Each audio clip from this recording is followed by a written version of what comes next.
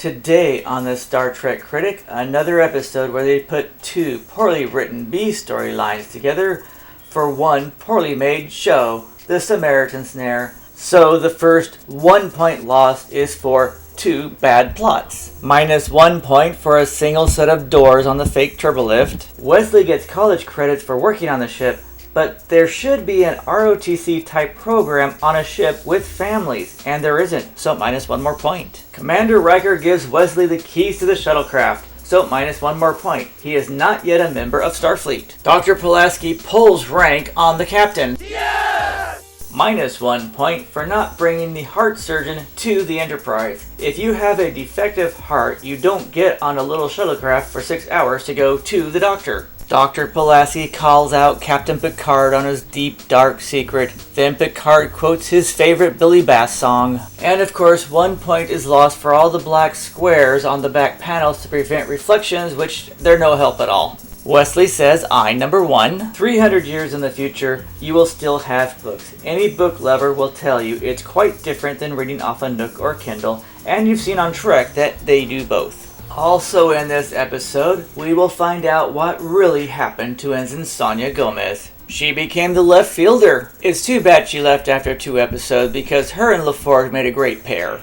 Wesley says he's going to Shuttle Bay 2, but now it's called Shuttle number 2, so -1 point. And the Sakharov is Shuttle number 1, so -1 more point. That shuttle is not the Sakharov, so -1 more point. And -1 point for taking a 6-hour shuttlecraft ride when the Enterprise could get there in 5 minutes. Data says, I love you. Riker says, I know. And as usual, they're diverted from their normal mission to respond to a distress call. Data says, number 2. -1 point for not listing Diana Muldaur as a regular. Now you learn the Packled's first contact greeting.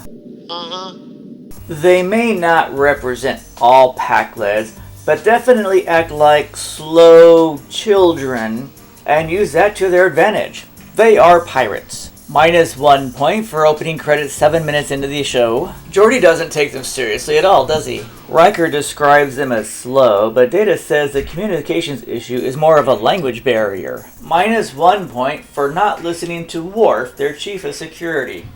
Besides, every one of them has taken training on terrorists. You don't just stop to help out the person on the side of the road. It could get you killed. Geordi says, number 3. -1 point for Geordi beaming onto the ship alone. Now he's going to be attacked by the Pillsbury Doughboys. One thing the Packlets offer is comic relief.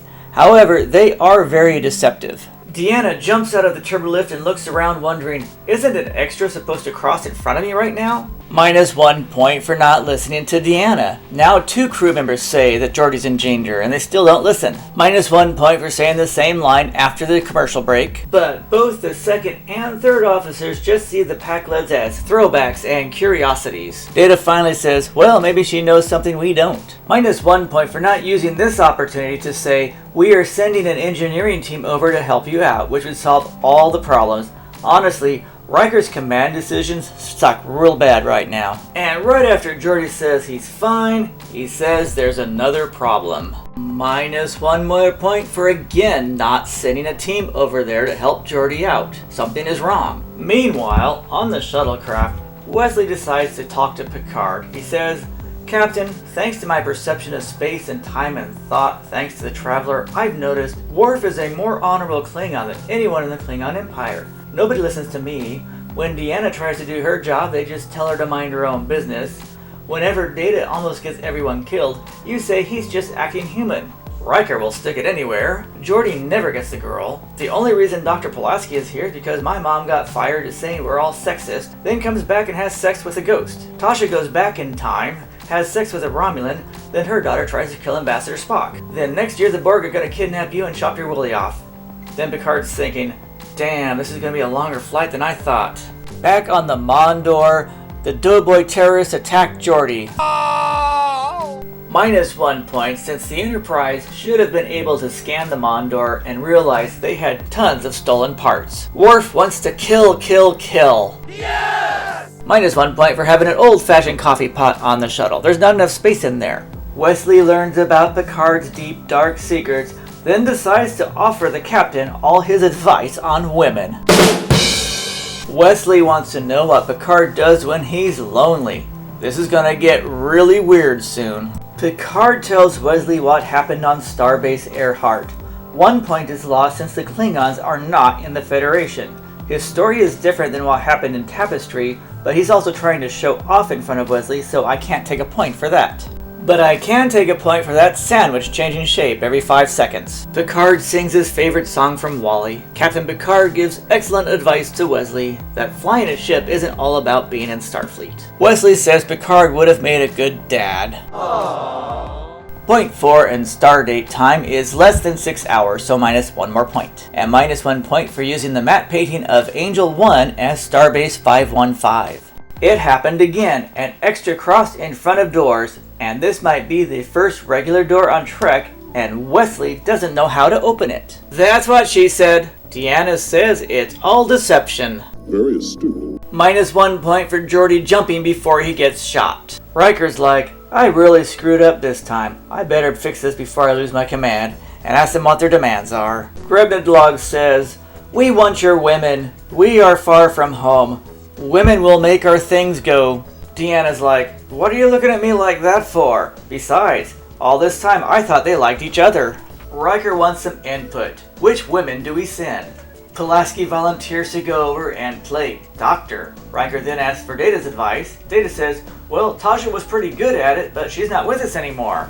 Worf says, we should do it by seniority, which means Ensign Gomez goes. Besides, in Total Recall, she had 3 boobs. They might like that. Ensign Gomez is like, are you shitting me? I've only been on this show for a week and you're already selling me to the pack lads? And there are only 5? That's a slow night for me. If you're gonna sell me to a ship full of men, I want bodybuilders, and they better be hung. This artificial heart is way too big, so minus 1 point. And minus 1 plot device point for a crew member having an artificial heart. Minus 1 point for giving his briefing after the patient showed up, and minus 1 point for cutting in his abdomen because that's not where his heart is unless he's a Vulcan. Deanna says she decides how fast other species develop. Now she complains they're acting like actors. Riker refuses to follow the teachings of Yoda. Meanwhile, on the operating table...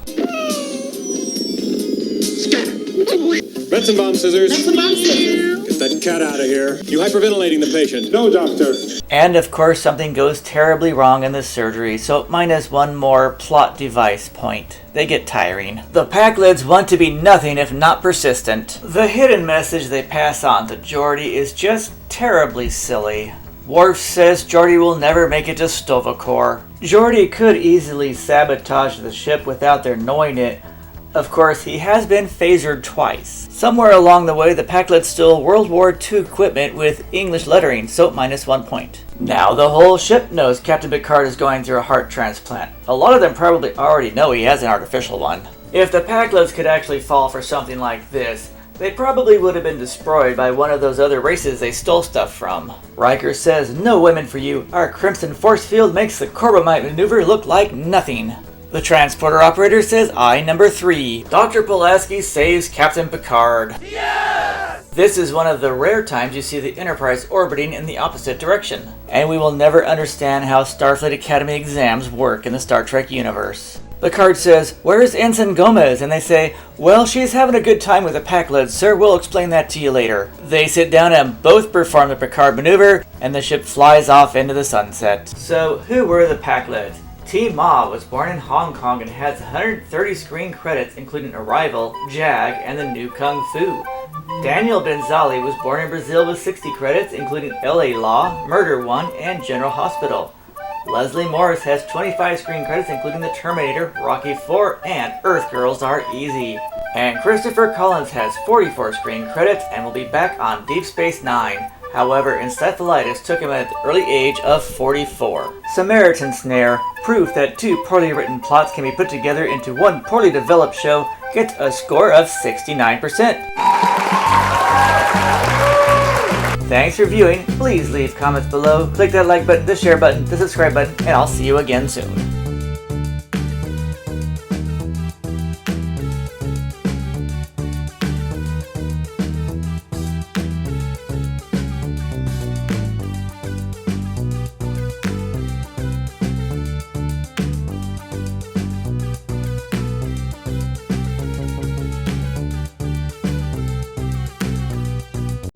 Reginald? Yes, I think you mentioned that. We look for things.